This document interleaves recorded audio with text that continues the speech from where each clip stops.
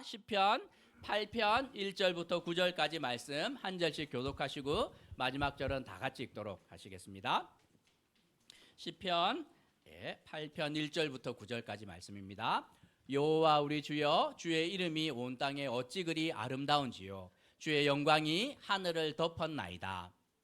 주의 대적으로 말미암아 어린 아이들과 젖먹이들의 입으로 권능을 세우시며 이는 원수들과 보복자들을 잠잠하게 하려 하심이니이다. 주의 손가락으로 만드신 주의 하늘과 주께서 베풀어 두신 달과 별들을 내가 보오니 사람이 무엇이기에 주께서 그를 생각하시며 인자가 무엇이기에 주께서 그를 돌보시나이까. 그를 하나님보다 조금 못하게 하시고 영화와 종기로 관을 씌우셨나이다.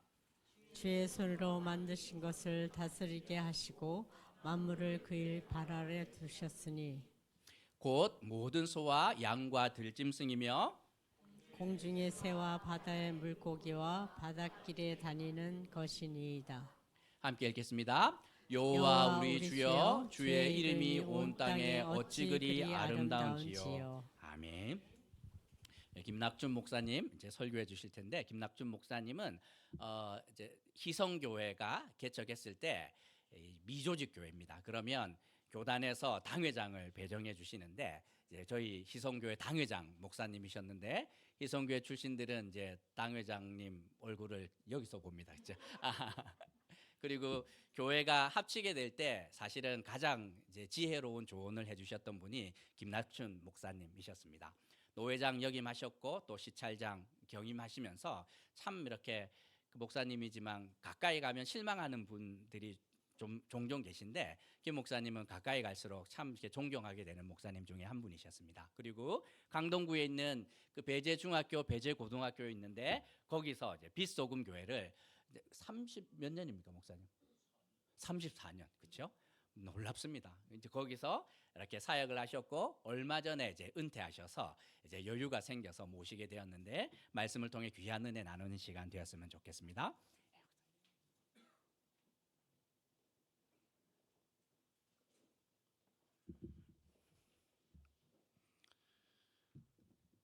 아마 저를 더 가까이 하고 더 많이 알게 되면 실망할 수 있을 거예요. 저를 다 몰라서 그렇습니다. 천국에서 다 만날 텐데 천국 가기 전에 이렇게 만나서 나중에 천국 가면 서로 아는 척 할 수 있겠죠. 잠시 다시 기도하겠습니다. 살아계신 하나님, 조 목사님을 통해서 주일마다 이 강단에 하나님의 말씀이 선포되게 하셨습니다. 조 목사님과 함께 하셨던 하나님께서 부족한 종과도 함께 하셔서 하나님의 말씀이 전하는 자나 듣는 자 모두에게 들려지게 해 주옵시고, 그 말씀 앞에 우리의 마음이 낮아지게 해 주옵시기를 간절히 소원합니다. 예수님 이름으로 기도드립니다. 아멘. 그림을 하나 보십시다. 프랑스 화가 폴 고갱이 그린 그림인데 혹시 그림 제목을 아시겠습니까? 그림에 힌트가 있습니다. 오른쪽부터 왼쪽으로 이렇게 쭉 보시면 어린아이가 나오고 어른이 나오고 제일 왼쪽에는 나이 많은 사람이 나옵니다. 인간의 여정을 쭉 그려 놓았습니다. 그림 제목 그래도 모르시겠죠? 그림 제목은 이렇습니다. 우리는 어디에서 왔는가? 우리는 누구인가? 우리는 어디로 가는가? 우선 그림 제목이 굉장히 깁니다. 그리고 그림 제목이라고 하기에는 뭔가 좀 어울리지 않은 것 같아 보이죠? 종교적인 질문 같고 철학적인 주제 같습니다. 사실은 인간이란 무엇인가, 나는 누구인가라고 하는 질문은 철학자들이 오랫동안 가장 중요하게 붙들고 씨름한 질문입니다. 많은 사람들, 철학자가 아니라도 많은 사람들이 살아가면서 한 번쯤은 나는 어디에서 왔는가? 나는 누구인가? 나는 죽으면 어디로 가는가? 이런 질문들을 하면서 삽니다. 여러분들도 한 번쯤은 해보셨을 거라고 생각합니다. 나는 누구인가를 아는 것이 굉장히 중요합니다. 내가 누구인지를 알 때 나답게 살 수 있기 때문이죠. 저와 여러분들에게 당신은 누굽니까? 라고 물으면 뭐라고 대답하시겠습니까? 당신은 누굽니까? 성경에 내가 누구인지에 대한 답이 있습니다마는 오늘은 시편 8편을 통해서 이스라엘의 두 번째 왕인 다윗이 기록한 시편 8편을 통해서 나는 누구인지 함께 살펴보겠습니다. 세 가지로 보겠습니다. 첫째, 나는 누구입니까? 하나님보다 조금 못한 존귀한 존재입니다. 5절을 같이 읽겠습니다. 그를 하나님보다 조금 못하게 하시고 영화와 존귀로 관을 씌우셨나이다. 하나님보다 조금 못하게 하셨다는 말은 하나님처럼 완전하지 않다는 뜻이죠. 전능하지도 않습니다. 하지만 하나님이 영화와 존귀로 관을 씌우셨다고 그랬습니다. 창세기 1장에 하나님이 인간을 누구의 형상을 따라 지었다고 했습니까? 하나님의 형상을 따라 지었다. 하나님이 창조하신 다른 피조물과 달리 인간만 하나님의 형상대로 지으셨습니다. 그래서 남다른 존재입니다. 존귀한 존재입니다. 뿐만 아니라 이 땅의 모든 인간이 하나님의 형상을 따라 지음을 받았지만 그리스도인들은 누구입니까? 보통 그리스도인들을 누구의 자녀라고 그러죠? 하나님의 자녀라고 그럽니다. 이 땅에는 모든 인간들이 하나님의 형상대로 지음받았으나 모든 사람들이 다 하나님의 자녀는 아닙니다. 어떤 사람이 하나님의 자녀입니까? 요한복음 1장 12절을 같이 읽겠습니다.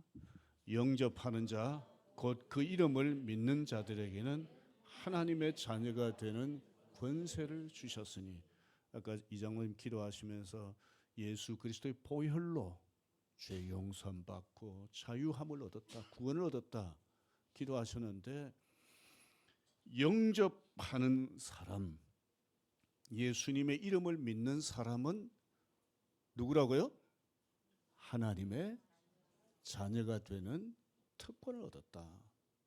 여러분들은 예수님을 구주로 영접하셨습니까? 그러면 저와 여러분들 누굽니까? 하나님의 자녀입니다. 하나님을 아빠, 아버지라고 부를 수 있는 아들과 딸입니다. 이 땅의 모든 사람들이 다 하나님의 자녀가 되는 게 아니지요. 그 중에 일부가 하나님의 자녀가 되는데 저와 여러분들이 그 중에 일부가 되었으니 얼마나 놀라운 하나님의 은혜입니까? 아무리 감사해도 부족한 것뿐이죠. 우리가 하나님의 자녀인데 우리가 아빠 아버지라고 부르는 하나님은 어떤 분이실까? 잘 아는 이야기일 수 있습니다. 어떤 한국 목사님이 미국 여행 중에 나이아가라 폭포 구경을 했습니다. 보신 분들 계실 겁니다. 그 장관을 보면서 감탄했습니다. 이야, 우리 아버지 솜씨 대단하시다. 자기도 모르게 이렇게 말을 했더니 옆에 있던 어떤 미국 사람이 한국말로 혹시 목사님이세요? 물었어요. 이분은 미 8군에서 군목으로 봉사한 목사님이었기 때문에 한국말을 좀 이해하고 계셨어요. 이분이 한국 목사님에게 우리 교회 와서 좀 설교해 주세요. 갔습니다. 그랬더니 미국 목사님이 성도들에게 한국 목사님을 이렇게 소개했습니다. 이 목사님은 한국에서 온 분인데 나이아가라 폭포 주인의 아들이십니다. 왜 그랬습니까? 야, 우리 아버지 솜씨 대단하시다고 그랬으니까요. 그런데 하나님은 나이아가라 폭포 주인 정도이시겠습니까? 미국의 주인이시고 미국 주인 정도시겠습니까? 대한민국의 주인이시고 이 정도시겠습니까? 3절을 보면 하나님께서 하늘을 만드시고 별과 달을 만드셨다고 그랬습니다. 하나님이 온 세상을 창조하신 창조주시요 온 세상을 다스리시는 통치자시요 왕이시요 주인이십니다. 저와 여러분들이 누구라고요? 이런 분의 아들과 딸입니다. 혹 이 자리에 나 자신을 보면서 이렇게 생각하시는 분들이 계시는지 모르겠습니다. 나는 다른 사람보다 좀 돈이 적어. 나는 다른 사람보다 좀 나이가 많아. 나는 다른 사람하고 비교하면 능력이 좀 부족해. 나는 다른 사람하고 비교하면 뭐가 좀 부족해. 자꾸 자신의 부족함을 다른 사람들과 비교하면서 자기 자신을 자꾸 하찮게 생각하는 사람들이 있는데 혹시 이 자리에는 안 계십니까? 오늘 많은 사람들이 외모로 다른 사람을 비교하고 소유로 다른 사람을 비교하고 성과로 다른 사람을 비교하고 그렇게 하면서 자기 자신을 자꾸 낮게 생각하고 열등감을 가지고 위축되어서 살아가는 사람들이 있습니다. 오늘 저 여러분들은 누굽니까? 온 우주를 창조하고 온 우주를 다스리시는 하나님의 자녀입니다. 아들과 딸입니다. 그래서 요즘 자존감이라는 얘기를 많이 쓰는데 저와 여러분들은 높은 자존감을 가지고 살아야 됩니다. 내가 적어도 온 세상을 창조하신 하나님의 아들과 딸이다. 한 가지 따라 하실까요? 나는 온 세상을 창조하신 하나님의 아들과 딸이다. 당당하게 살자. 쫄지 말자. 이렇게 살아야 됩니다. 두 번째 나는 누구입니까? 하나님이 사랑으로 돌보시는 존재입니다. 제가 봉사한 비소음 교회 장애인 부서가 있는데요. 자녀들 중에 장애가 있는 가정들이 혹시 이 교회도 있는지 모르겠습니다만은 어떤 가정을 보면 자녀가 3명인데 2명이 장애가 있고요. 어떤 가정은 자녀가 2명인데 2명이 다 장애가 있어요. 한번 생각해 보십시오. 그 가정들은 다른 가정들보다 죄가 더 많기 때문에 자녀들에게 장애가 있을까요? 우리 기독교 역사에 있어서 예수님을 빼면 가장 위대한 하나님의 사람이라고 얘기할 수 있는 인물이 사도 바울입니다. 바울은 위대한 신학자요, 선교사요, 목회자요, 신약 성경의 절반쯤을 기록했다고 그러질 않습니까? 그런데 이분은 기도하면 병든 사람이 낫기도 했습니다. 심지어 죽은 사람을 살리기도 했습니다. 그런데 본인은 우리가 어떤 병인지는 모르지만 질병 때문에 시달렸습니다. 하나님 앞에 간절히 기도했는데도 하나님이 금방 고쳐주질 않으셨습니다. 위대한 하나님의 사람도 병들 수 있죠. 우리가 천지를 창조하신 하나님의 아들이요, 예수 그리스도를 값으로 지불하고 사신 하나님의 사랑받는 아들과 딸이지만 여전히 연약합니다. 그래서 몸과 마음이 부서지기 쉽습니다. 고난을 피할 수가 없고 결핍을 피할 수가 없습니다. 많은 사람들이 그리스도를 구주로 섬기고 살아가는데도 고난을 당하면 처음에 이런 식으로 반응을 많이 하죠. 왜 하필 나인가? Why me? 왜 하필 우리 가정인가? 다른 가정들은 괜찮은데 다른 가정의 자녀들은 건강한데 왜 하필? 왜 하필? 성경에 인간이 당하는 고난의 원인들에 대해서 몇 가지로 설명하지만 내가 당하는 고난에 대해서 구체적으로 일일이 설명하지 않아요. 그래서 고난의 원인에 대해서, 인간의 고난의 원인에 대해서 다 이해할 수가 없습니다. 그래서 고난의 원인은 신비라고 말할 수 있습니다. 다 이해할 수 없는 고난을 당할 때 우리는 어떻게 해야 합니까? 내가 누구인지를 생각해야 합니다. 비록 고난이 있다 하더라도 나는 누구다? 하나님의 사랑받는 아들과 딸이다. 그리고 또 생각해야 될 것이 있습니다. 4절을 같이 보십시다. 읽겠습니다.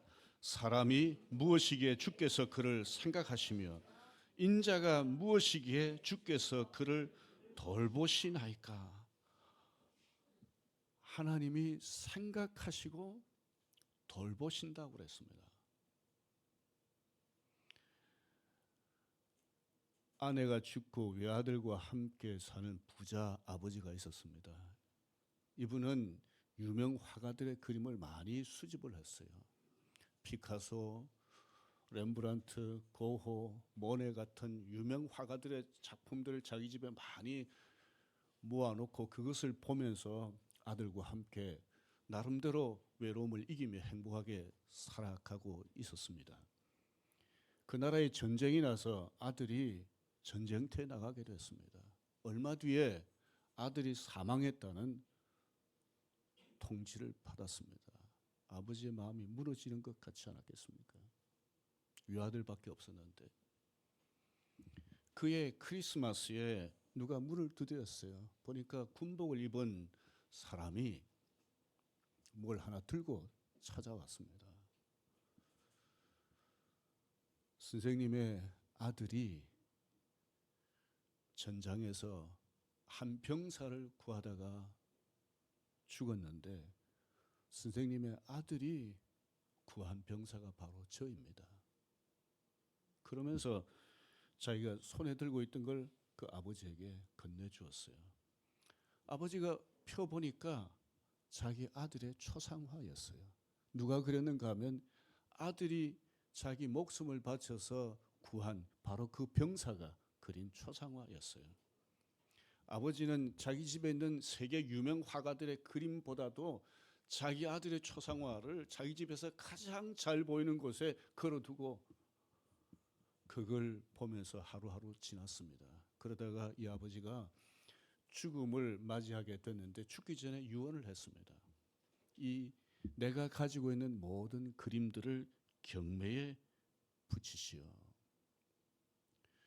경매사가 유명 화가들의 그림을 많이 소장하고 있던 이 사람이 가진 소장품을 경매한다는 소식을 전하자 세계 각국에서 그림에 관심 있는 사람들이 모여들기 시작을 했습니다. 경매사가 가장 먼저 내건 작품이 아들의 초상화였습니다. 사람들이 웅성거렸습니다. 그딴 그림 말고 우리가 이런 그림 살려고 모여든 게 아니라 피카소, 모네, 렘브란트, 고흐 같은 유명 화가들 그림, 이런 그림들 좀 빨리 경매에 붙이라고 그랬습니다. 경매사가 말했습니다. 고인의 유언입니다. 다른 그림을 경매하기 전에 이 그림을 가장 먼저 경매에 붙이라고 했습니다. 근데 아무도 사는 사람이 없어요. 경매사가 혹시 100불에 살 사람이 있습니까? 아무도 손을 안 대는 거예요. 그러니까 또 웅성거리기 시작한 거예요. 빨리 그거 치우고 다른 그림들, 진짜 그림들을 제대로 된 유명 화가들의 그림을 경매에 붙이라고 그랬습니다. 아무도 초상화를 살려고 하는 사람이 없는데 나이든 한 사람이 손을 들고 혹시 10불에 살 수 있겠습니까? 저한테는 10불밖에 없습니다. 그런데 저 초상화의 주인공인 청년이 어릴 때부터 저는 잘 알고 있습니다. 10불 이외에 아무도 살 사람이 없으니까 경매사가 그 사람에게 아들의 초상화를 10불에 주었어요. 그러더니 경매사가 한 말이 오늘 경매는 끝났습니다. 그러는 거예요. 그러니까 사람들이 무슨 소리 하냐고, 이제 진짜 경매가 시작이 될 판인데 빨리 그딴 소리 하지 말고 진짜 화가들의 그림을 경매에 붙이라고 다시 경매사가 말했습니다. 고인의 유언입니다. 아들의 초상화를 산 사람에게 나머지 그림들을 다 주라고 했습니다. 제가 이 이야기를 읽고 제일 먼저 떠올린 성경 구절이 로마서 8장입니다. 로마서 8장 32절인데 같이 한번 보실까요? 읽겠습니다. 자기 아들을 아끼지 아니하시고 우리 모든 사람을 위하여 내주시니가 어찌 그 아들과 함께 모든 것을 우리에게 주시지 아니하겠느냐. 부자 아버지는 자기 아들의 초상화를 산 사람에게 유명 화가들의 그림을 다 주라고 유언했습니다. 하지만 우리 하나님은 어떤 분이십니까? 자기 아들을 우리에게 내주셨을 뿐만 아니라 온 우주의 창조주신 그분이 그분의 부유함을 따라서 우리에게 모든 것을 주신다는 겁니다. 얼마나 놀라운 은혜입니까? 하나님이 자기 자녀를 돌보실 때 이렇게 돌보십니다. 아까 찬양할 때 나의 기도하는 것보다 나의 생각하는 것보다 하나님께서 어떻게 하신다고요? 더 놀라운 것을, 더 풍성한 것을 우리에게 허락하신다. 그렇게 우리가 찬송했습니다. 이 땅에서 인생을 살아가면서 다른 사람들은 몰라도 하나님은 나의 모든 사정을 아시면서 특별히 나의 외로움, 나의 억울함, 원통함 이런 것을 정확하게 아시면서 아들과 함께 모든 것을 주시는 분이다. 이것을 경험한 분들이 많으실 겁니다. 가끔 이렇게 얘기하는 분들이 있어요. 내 지나온 날들 책으로 쓰면 몇 권이라도 쓸 거다고. 아마 이 자도 계실지 모르겠습니다. 그런데 그리스도인들이 또 고백하는 게 있죠. 지난 날들을 고생한 것들, 힘든 일들 책으로 몇 권이라도 쓸 수 있지만 돌아보면 그런 가운데 누가 함께 하셨다고요? 하나님이 함께 하시고 누가 은혜를 베풀어 주셨다고요? 하나님이 은혜를 베풀어 주시고 오늘 우리가 이 땅에서 살아가는 날 동안 무슨 일을 당할는지 모릅니다. 하지만 분명한 것은 하나님께서 자기 백성을, 자기 자녀를 생각하시고 뭐 하신다고요? 돌보신다. 돌보신다. 아들을 주신 그 사랑으로 돌보신다. 돌보신다. 이것을 믿고 하나님을 바라보십시다. 세 번째, 저와 여러분 누구입니까? 하나님께 남다른 사명을 받은 존재입니다. 6절을 같이 읽겠습니다. 주의 손으로 만드신 것을 다스리게 하시고 만물을 그의 발 아래 두셨으니 7절과 8절도 같은 뜻입니다. 하나님께서 인간을 창조하시고 세상을 하나님 대신 다스리도록 하나님 대신 소위 대리 통치자로 삼아 주셨어요. 특별한 사명을 주신 것이죠. 특권입니다. 오늘날 예수 그리스도를 믿고 하나님의 남다른 돌봄을 받는 저와 여러분들에게도 하나님이 사명을 주셨습니다. 그리스도인들이 하나님의 자녀들이 감당해야 될 사명의 영역을 생각해 보면 크게 세 가지입니다. 가정, 일터 혹은 세상, 그리고 교회입니다. 오늘은 재직 헌신 예배이기 때문에 교회에서의 사명에 초점을 좀 맞추려고 합니다. 어떻게 교회에서 사명을 감당해야 합니까? 어떻게 하나님의 형상을 따라 지음받은 존귀한 존재인 저와 여러분이 어떻게 아들 예수 그리스도를 값으로 지불하고 하나님의 자녀 삼아 주심으로 하나님의 자녀가 된 저와 여러분들이 하나님의 교회에서 하나님의 사명을 감당할 수 있을까? 로마서 성경 중에 로마서를 잘 아실 겁니다. 로마서를 크게 둘로 나눕니다. 1장부터 11장까지는 하나님이 우리를 얼마나 사랑하시는가, 12장부터 16장까지는 이런 사랑을 받은 하나님의 자녀가 어떻게 살아야 되는가 말씀하는데, 어떻게 살아야 하는가를 말씀하는 12장 첫 부분을 같이 보겠습니다. 로마서 12장 1절과 2절입니다. 1절만 같이 읽겠습니다. 그러므로 형제들아, 내가 하나님의 모든 자비하심으로 너희를 구원하노니 너희 몸을 하나님이 기뻐하시는 거룩한 산 제물로 드리라. 이는 너희가 드릴 영적 예배니라. 여기 하나님의 모든 자비하심으로 너희를 구원한다. 다르게 표현하면 로마서 1장부터 11장까지에서 강조하는 것처럼 우리가 하나님의 자비를 덧입었다. 하나님의 사랑을 받았다. 이런 사랑을 받은 사람들이 어떻게 살아야 되느냐? 1절에 뭘 강조하는 것 같습니까? 뭘 드리라고요? 너희 몸을 드리라. 몸을 드리라. 헌신하라는 말이죠. 그런데 2절을 보십시오. 2절에 보면 강조되는 게 무엇인 것 같습니까? 여러 가지로 말할 수 있을 거예요, 여러분들. 그런데 여기 몸과 좀 대조되는 표현이 나오는데, 너희는 이 세대를 본받지 말고 그 다음에 오직 마음을 새롭게 함으로. 그래서 우리가 보통 생각할 때 몸보다 마음이 더 중요하다 이렇게 할 수 있잖아요.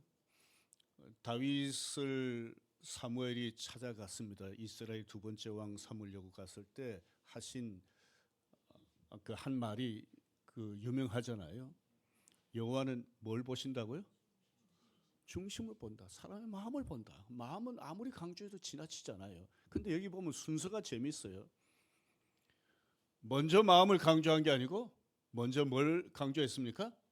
몸을 드리라. 오늘 교회에서 하나님 앞에 헌신한다고 그럴 때, 뭐 재직뿐만 아니라 모든 성도들이 헌신한다 할 때 마음이 굉장히 중요하지만, 아무리 마음으로 내가 교회를 사랑하고 교회를 위해서 헌신하는 뭐 그런 결단을 한다 하더라도 몸이 따라가지 않으면 그건 헌신이 아닙니다. 오늘 우리 그 찬양팀에서 찬양을 했잖아요. 우리 장로님도 같이 하시더라고요. 제가 감동받았습니다. 했는데 아마 팀장이 있을 거 아니에요, 그렇죠? 팀장이 있는데 이 예배를 위해서 찬양을 준비할 때 가장 중요한 게 뭘까요? 팀장님 어디 계십니까?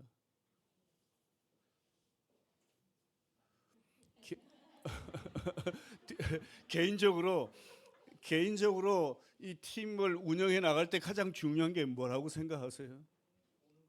오는 거죠. 그 시간이 있어야 돼요. 그 시간이 있어야 돼요. 나는 뭐 찬양 개인적으로 연습을 많이 하고 뭐 그래서 음악 실력도 탁월하고 그래도 그 시간에 안 오면, 우리 반주자 이제 계시는데 반주를 너무 잘해요. 그런데 딱 예배 시간이 되는데 안 나타나. 몸이 중요합니다. 어제 결혼 안 하신 분들 계실 거예요. 이제 보통 결혼하기 전에 연애할 때 데이트 약속을 하잖아요. 맨날 몇 시에 어디서 만나자고 그랬어요. 근데 안 나타나요. 근데 전화할 때 내가 너 사랑하는 마음은 변함이 없어. 그래서 이제 믿었어요. 근데 또 약속인데 또 안 나타나. 그러면 그 사랑하는 마음 믿을 수 있을까요?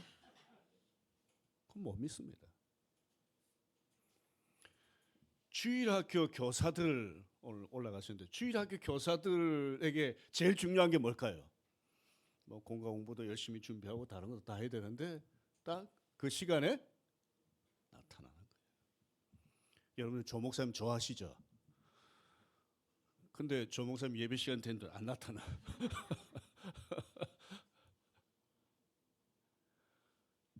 몸으로, 우리 마음으로 하나님 앞에 이렇게 저렇게 표현할 수 있습니다. 하지만 몸으로 구체적으로 하나님 앞에 우리 자신을 드리는 것, 이것이 필요합니다. 그래서 어림교회 모든 성도들이 하나님은 마음만 요구하시는 게 아니라 몸을 요구하신다. 확신을 가지시고 열심으로 그렇게 하셨으면 좋겠습니다. 오늘 아침에 우리 장로님 뭐 이렇게 앞에서 청소하시고 이러시더라고요.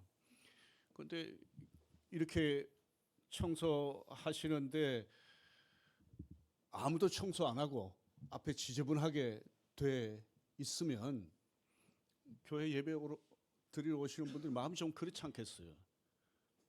근데 누군가는 몸으로 하셔야 돼요. 마음으로 청소가 되는 게 아닙니다. 말로 청소가 되는 게 아니에요. 두 번째, 교회에서 어떻게 또 헌신해야 하는가? 2절을 같이 보십시다. 너희는 이 세대를 본받지 말고 오직 마음을 새롭게 함으로 변화를 받아 하나님의 선하시고 기뻐하시고 온전하신 뜻이 무엇인지 분별하도록 하라. 하나님의 뜻대로 헌신해야 한다고 그러는데 하나님의 뜻을 여러 가지로 말할 수 있죠. 성경에 보면 하나님의 다양한 뜻이 있습니다. 그런데 이걸 요약하면 뭐겠습니까? 하나님을 사랑하고 이웃을 사랑하는 것이고, 더 요약하면 뭐겠습니까? 사랑입니다. 예수님이 부활하신 후에 예수님을 3번이나 모른다고 부인했던 베드로를 찾아가셔서 질문하신 적이 있죠. 뭐라고 질문하셨습니까? 요한의 아들 시몬아, 내가 나를 이 사람들보다 뭐라고요? 사랑하느냐? 거기 가서 너 내가 전에 산상보온 가르쳤는 거 기억하고 있냐? 아까 우리 조 목사님 3가지 시험 아이들에게 설교하셨잖아요. 내가 그 받은 시험 3가지 기억하고 있냐? 그런 거 안 물으셨습니다.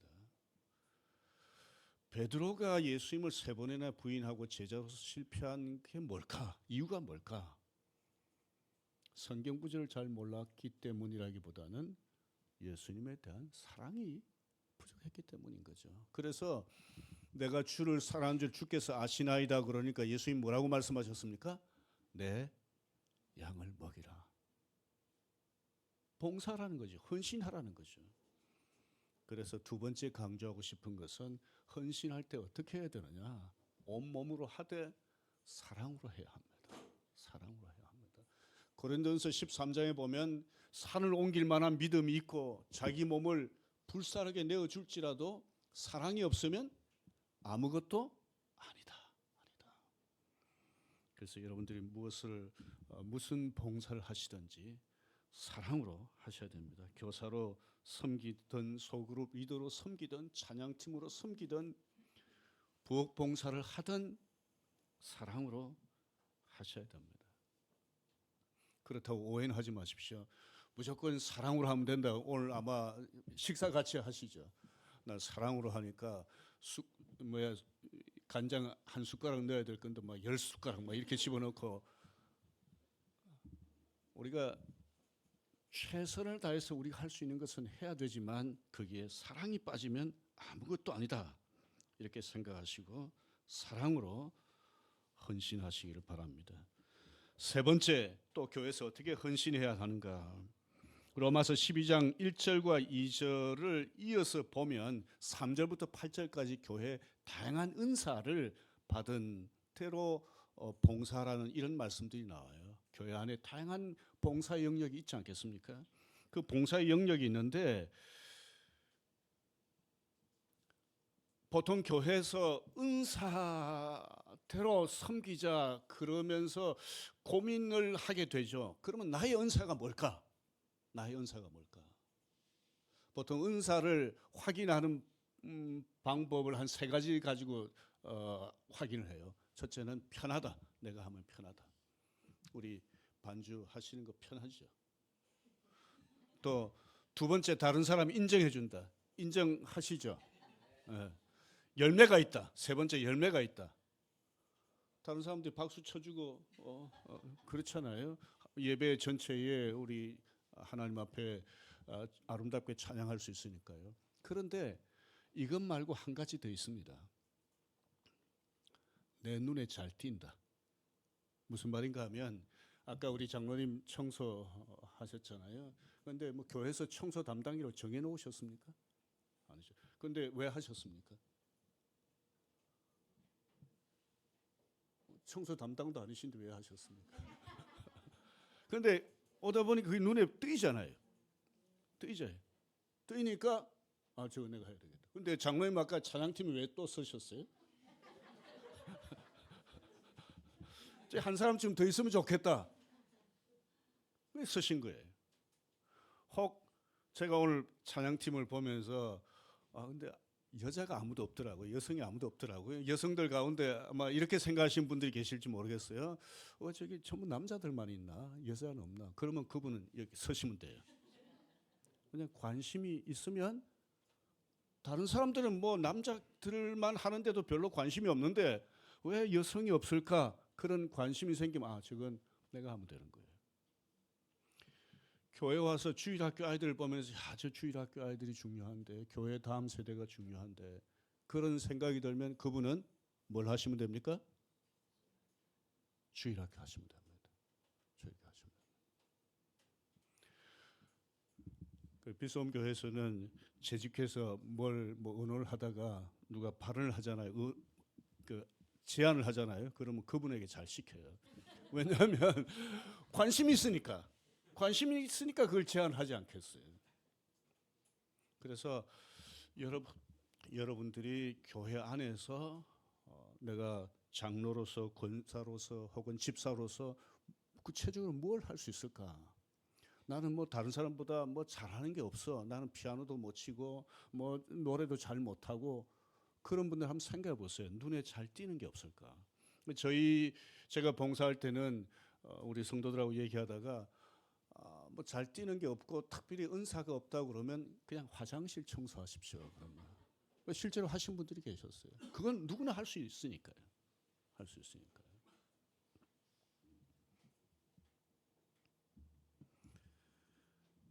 그리고 로마서 12장 12절에 보면 기도에 항상 힘쓰며 이렇게 되어 있습니다. 그래서 모든 봉사자들이 세 가지를 말씀드렸습니다.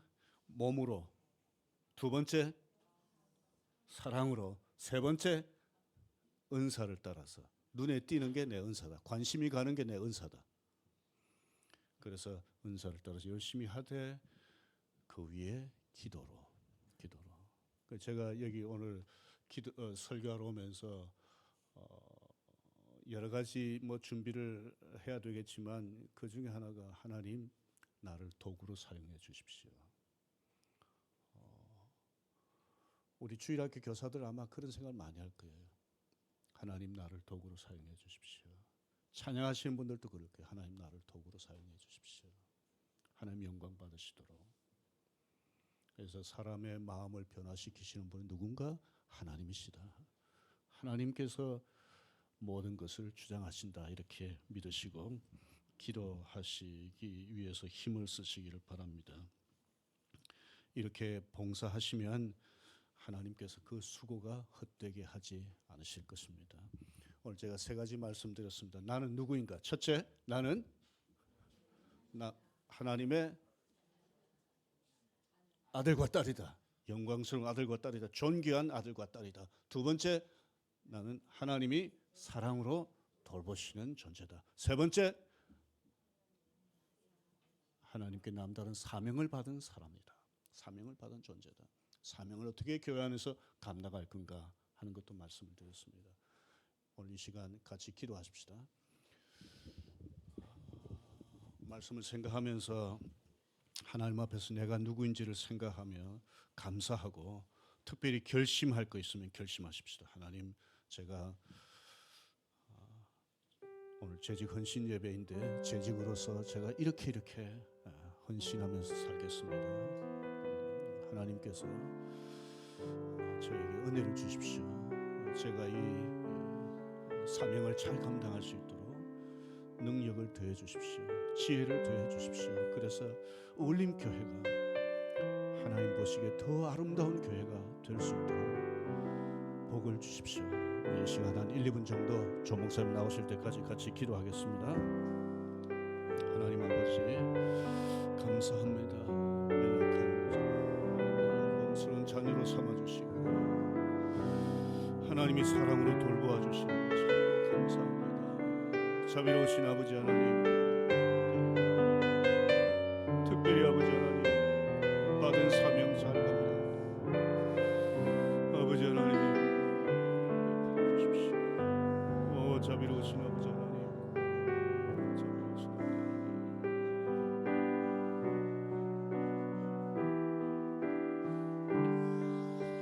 아버지, 하나님 아버지, 헌신된 자리에 나아갈 수 있도록 주님 함께 하여 주옵소서. 아버지, 주여 도와주시고 하시는 역사하여 주옵소서.